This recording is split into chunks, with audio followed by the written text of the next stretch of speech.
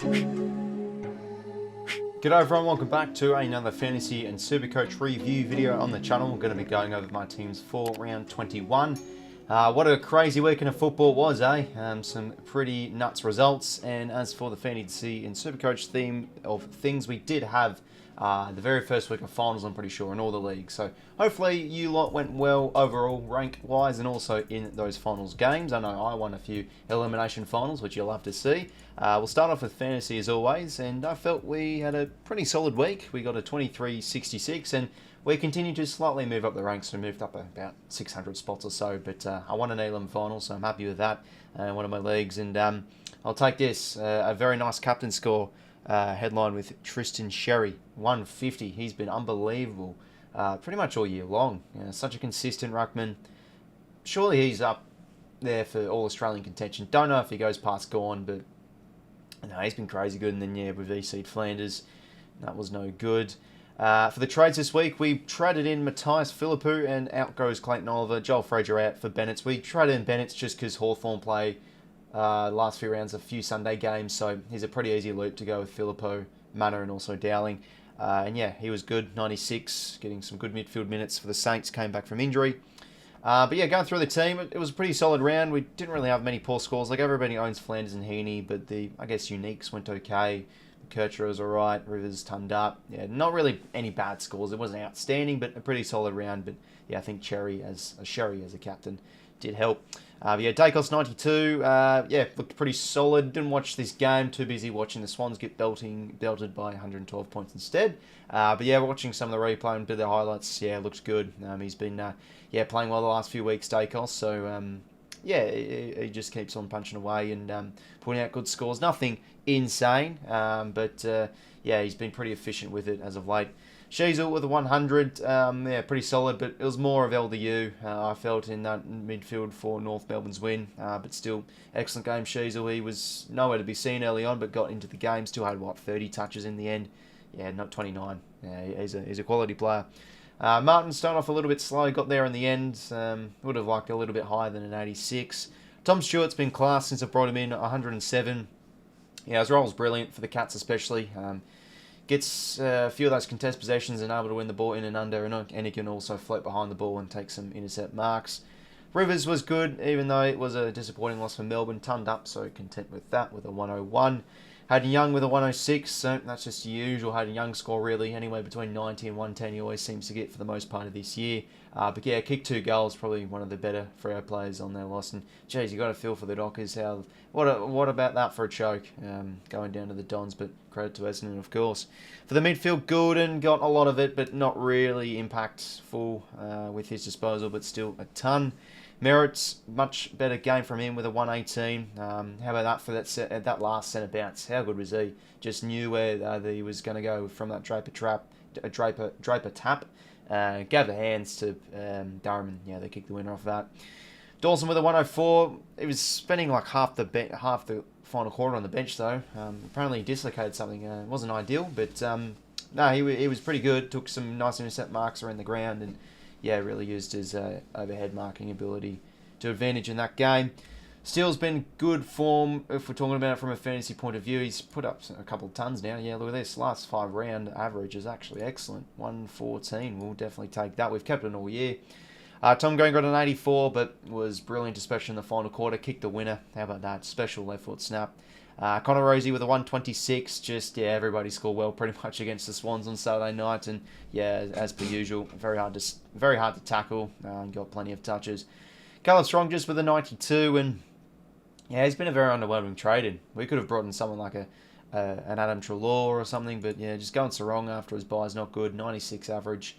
He still is really efficient in and under, but just not getting a stack of it like he was the first 2 months or so. And then yeah, 𝐸𝐿𝐴 with a 97 we'll definitely take. Yeah, pretty good score from a player like him. And yeah, looking really classy across half back. Humphreys with a 71. Didn't want to take the loop. And yeah, Xerri was outstanding. Just love watching him play. He's just so aggressive in the ruck, can mark overhead around the ground really well. And yeah, he gets a lot of tackles too. That's what really helps his fantasy scoring. He just has really good follow-up work and able to quickly tackle midfielders and force stoppages. English with a 98. I think he had a pretty good last quarter. Pretty sure he kicked a goal, so I'll take that. For the forward line, Flanders, everybody owns, but what on earth happened to him? He got one touch in the final quarter. Nowhere to be seen. Giles Caldwell keeps on impressing with a 116. Yeah, got a lot of tackles once again. Spread across the ground pretty well, taking some marks. Dane Zorko with the 105. Been unbelievable this year for the Lions. Just how they've been able to use him to cover 𝐓𝐡𝐞 injury is, yeah, brilliant. And surely he's a chance for the All-Australian. Yeah, was hitting some nice targets across half-back today against the Saints. Pretty much farming it in their massive win. Heaney's just down at the moment, and he has been pretty much since the bye.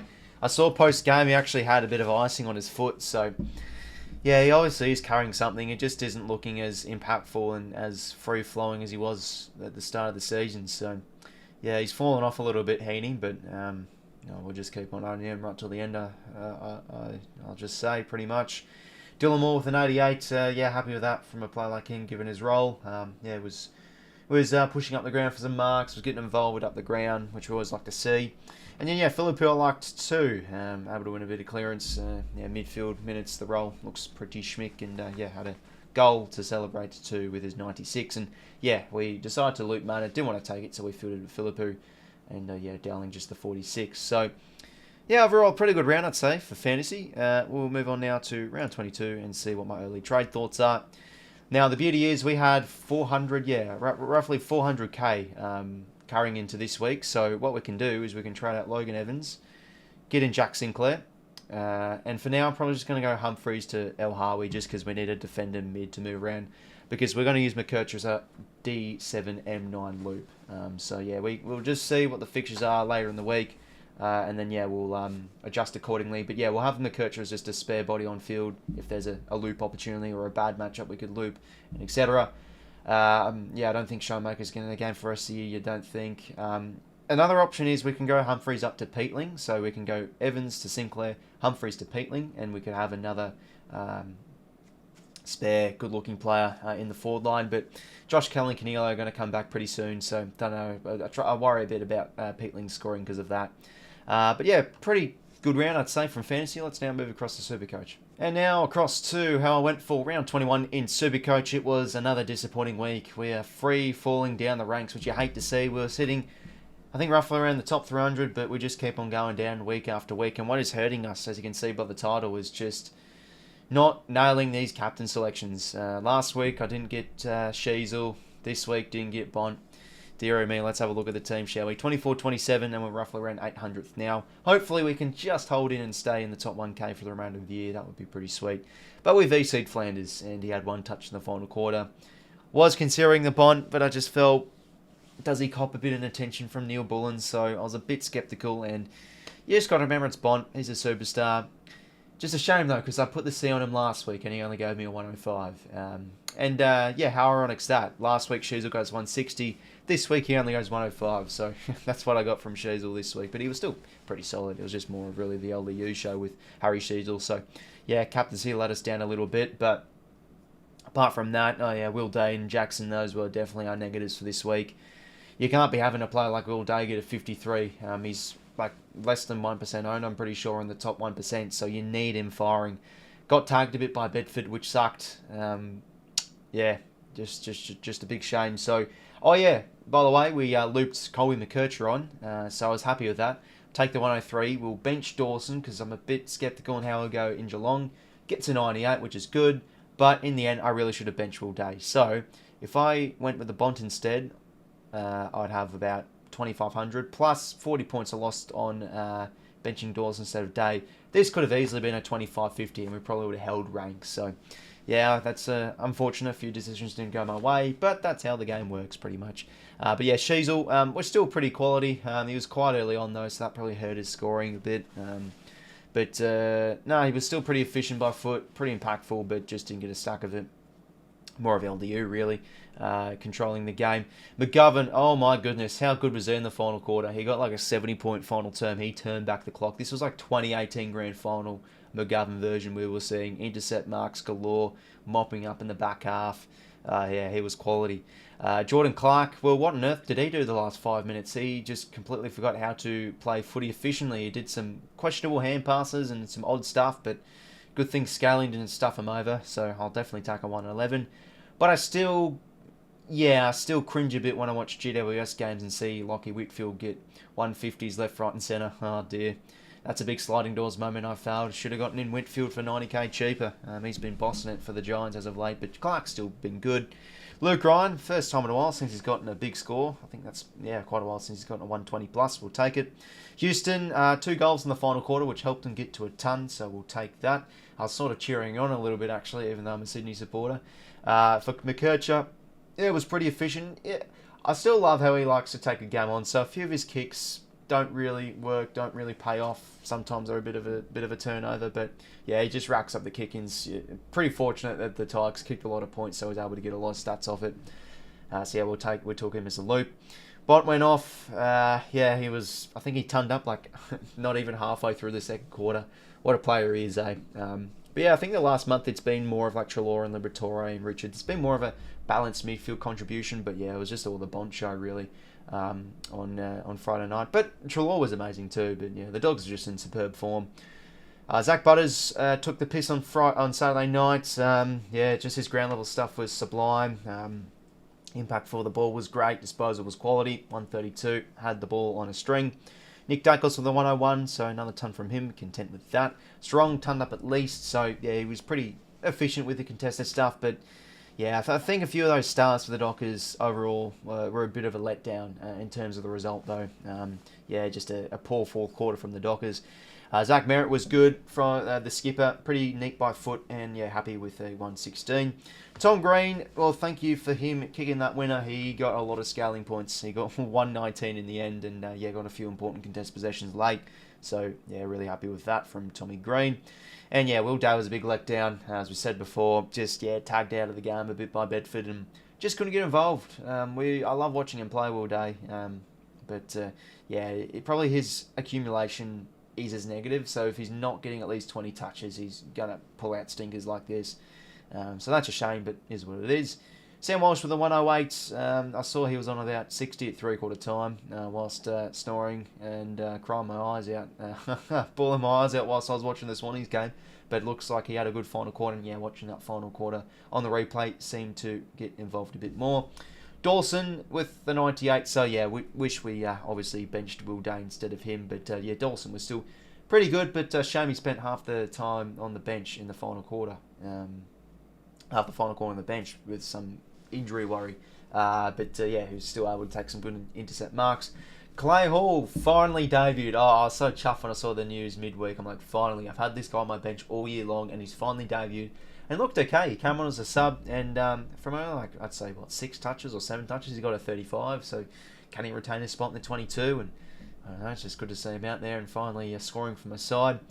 For the Rucks, gone. Good bounce back, 130. Happy with that. He was able to make some good impact up forward and take some good marks down the line. Grundy in a dire night for the Swans. He was able to at least crawl to a respectable score of 89. Getting a lot of his stuff from those contested possessions and beat Sweet convincingly from the headouts. But still, he was physically well manhandled by Sweet anyway.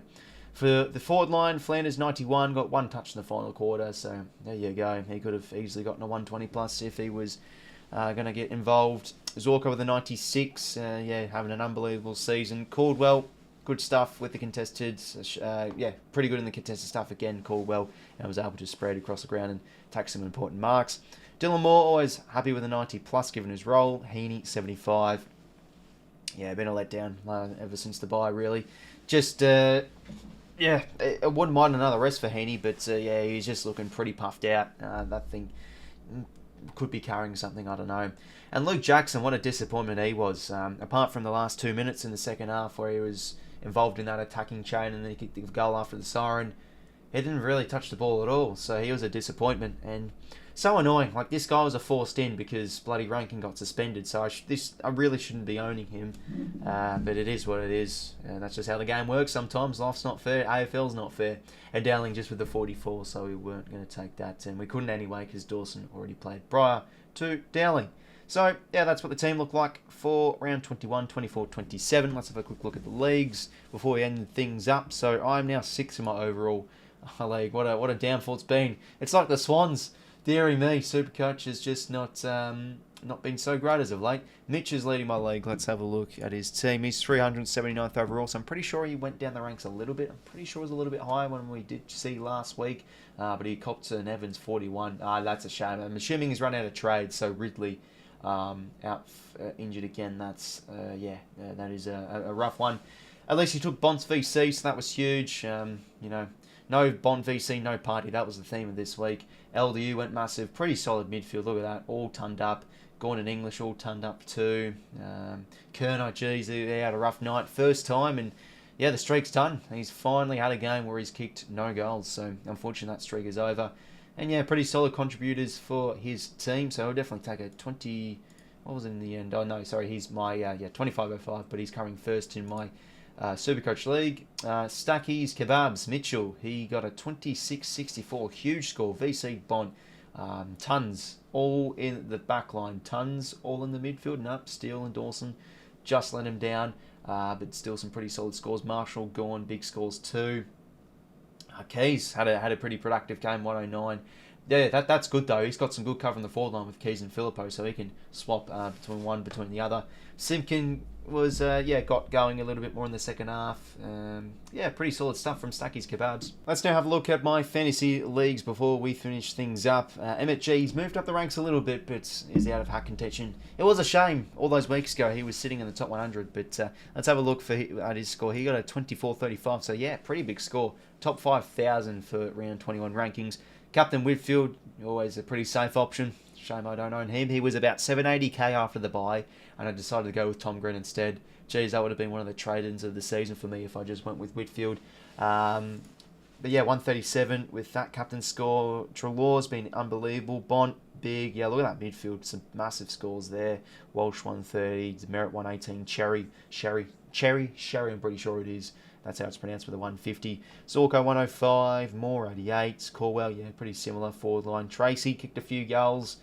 But yeah, that's what it pretty much looks like from Emmett's point of view. Hopefully he can push on and finish well. So that's pretty much going to do it for me, lads. Let me know how you lot are going down below in the comments with your fantasy and SuperCoach leagues. It is finals at the moment, so if you are part of any leagues, hopefully you did win your final and can go all the way. But anyways, thank you very much for tuning in. Make sure to leave a like and subscribe if you did come to enjoy. And until next time, I will talk to you later. See you later, fellas.